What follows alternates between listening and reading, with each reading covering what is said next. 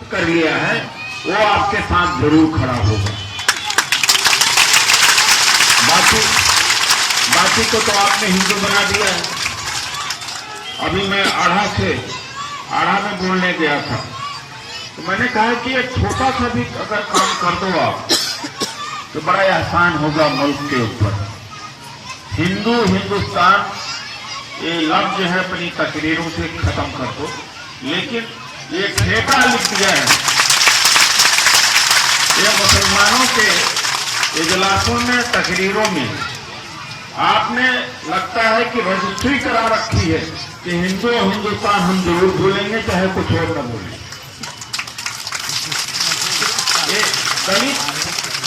दलित आंदोलन में अगर हिंदुस्तान बोल दिया तो हो सकता है कान पकड़ के निकाल भी दिया जाए, क्योंकि इस देश का नाम भारत है हिंदी में और अंग्रेजी में इस देश का नाम इंडिया है।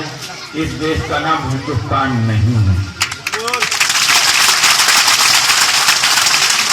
आप मुझे भी हिंदू बना देते हो, सबको हिंदू, अपने आप को भी हिंदू बना देते हो। हिंदू हो क्या अपने आप को? हिंदुस्तान को मतलब आप भी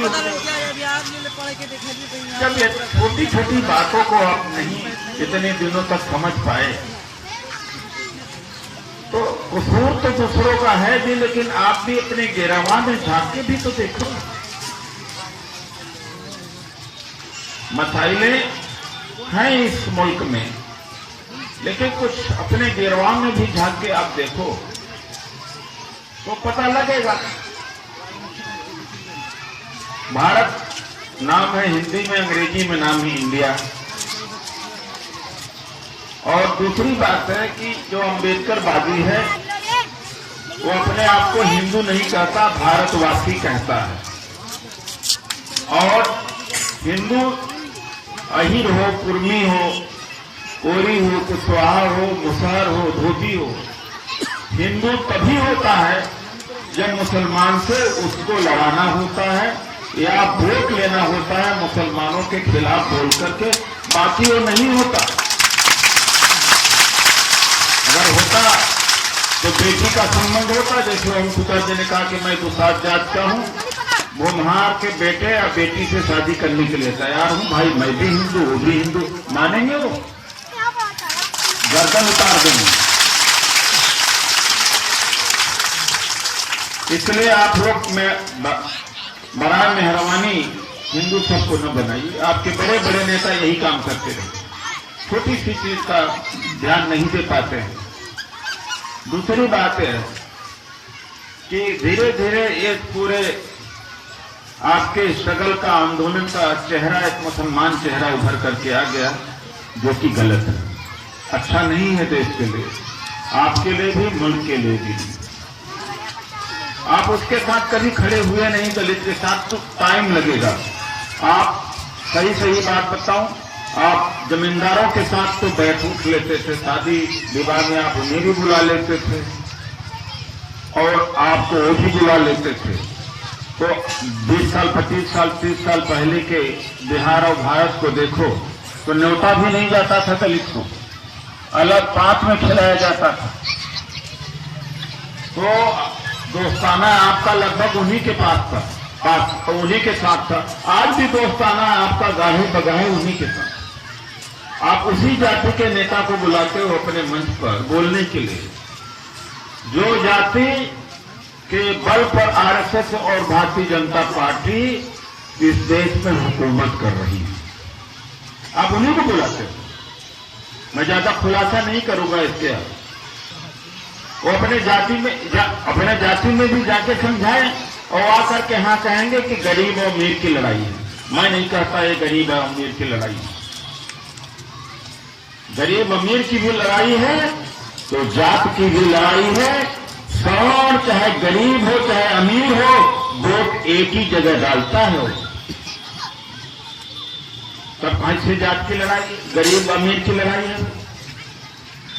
सवर्ण ब्राह्मण ज्यादा कट्टरवादी होता है कमल के फूल की तरफ, और आपने ये जो घाल मेल कर रखा है, सवर्णों में वामपंथी हैं, सेकुलर हैं कुछ लोग, मैं मानता हूं कि उनके साथ नहीं है, लेकिन उनकी तकरीरों से मदद कहीं उन्हीं को मिल जाता है। जाति से भी आजादी और अत्याचार से आजादी, हर चीज से आजादी बोलते बोलते आम ये लोग समझने लगे कि ये तो मुसलमान आजादी की बात कर रहा, लगता है देश तोड़ना चाहता। इस तरह का कंफ्यूजन चारों तरफ जा रहा है। जा रहा नहीं जा रहा?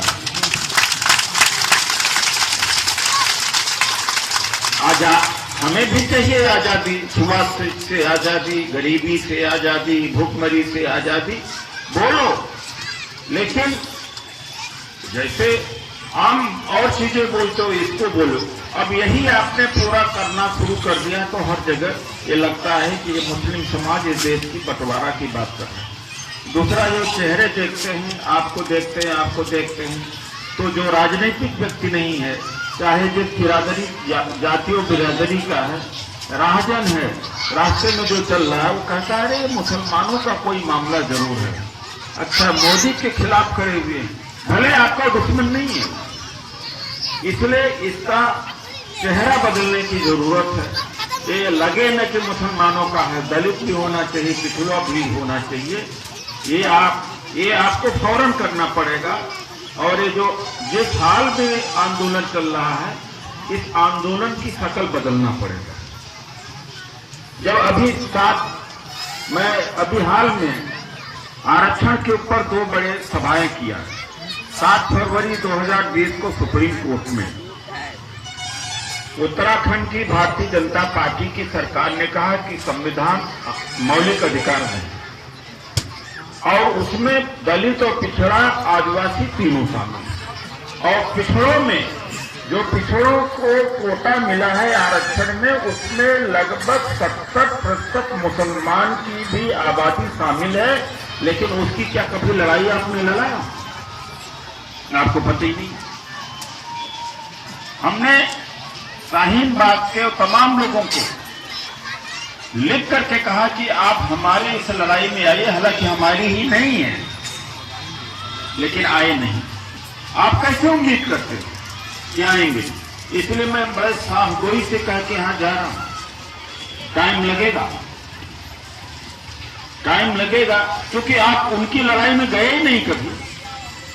आरक्षण के मंडल जो कमीशन लागू हुआ, 70 से 80% मुस्लिम आबादी को उसमें लाभ मिलता है और उसके भी खिलाफ जजमेंट आया सुप्रीम कोर्ट में, तो आपको तो पता ही नहीं। दलित लड़ाई आपकी लड़ता है, पिछड़ों की भी लड़ाई लड़ता है। तो ये जमीनी हकीकत को समझना पड़ेगा। ये हकीकत समझना पड़ेगा कि जो अपनी जाति को नहीं ठीक कर पाए, वोट नहीं ले पाए, उनको आप नेता बना रहे हो। बिहार में 90 के बाद 30 साल हो गया बिहार में, बड़ा झगड़ा हिंदू मुसलमान का क्यों नहीं हुआ जानते हो? क्योंकि सवर्ण यहाँ का चीफ मिनिस्टर नहीं, और जब सवर्ण चीफ मिनिस्टर होता झगड़ा जरूर हुआ होता। लालू जी के बाद में नहीं हुआ, क्योंकि पिछड़े को आपकी जरूरत है, आपको पिछड़ों की और पिछड़ों की आपकी जरूरत है, इसलिए नहीं झगड़ा होता। झगड़ा अक्सर सियासत के इशारे पर होता है, जैसे दिल्ली में हुआ। उसी